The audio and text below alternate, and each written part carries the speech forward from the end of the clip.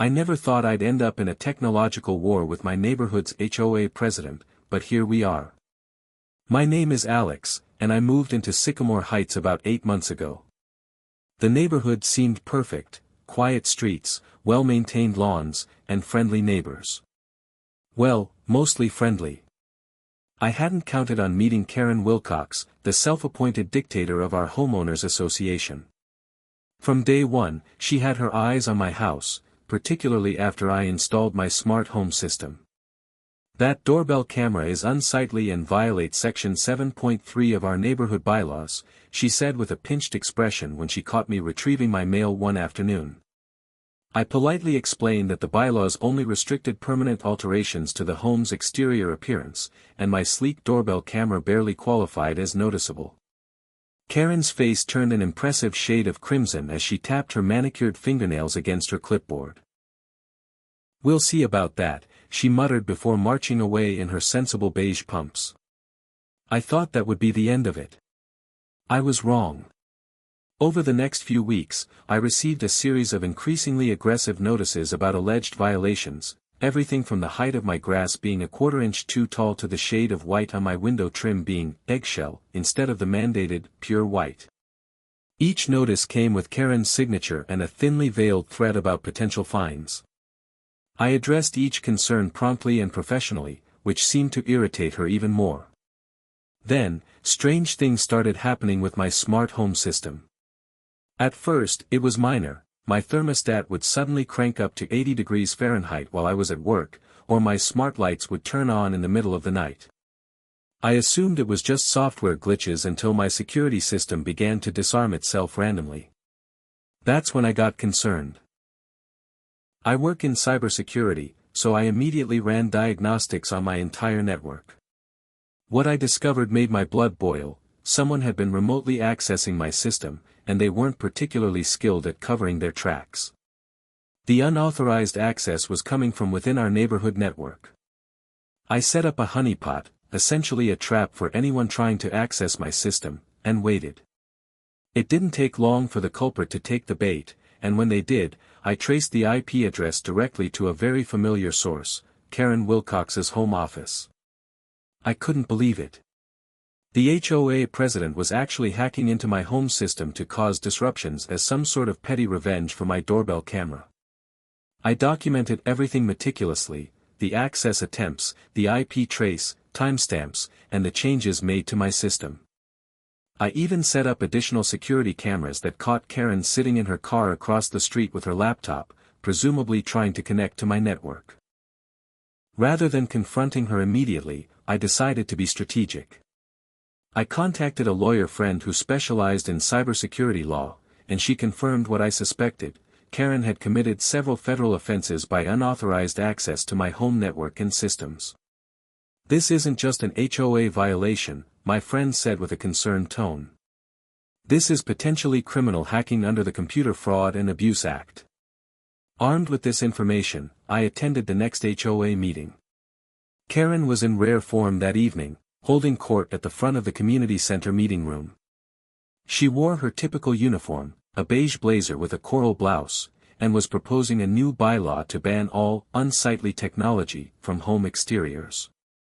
"The character of our neighborhood is being threatened by these modern eyesores," she said with a self-important sniff.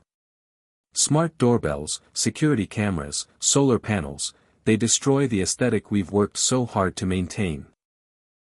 When the floor opened for comments, I raised my hand. Karen's smile tightened when she saw me, but she reluctantly acknowledged me. "I have some concerns about privacy and security in our neighborhood," I began calmly. "Specifically, I'm concerned about unauthorized access to private networks and home systems." Karen's face paled slightly, but she maintained her composure. "That's hardly an HOA matter," she said dismissively. "Perhaps you should secure your Wi-Fi better." I smiled. "That's excellent advice, Karen. In fact, securing networks is part of what I do professionally, and recently, I had to investigate some very concerning unauthorized access to my home system." I turned to address the room.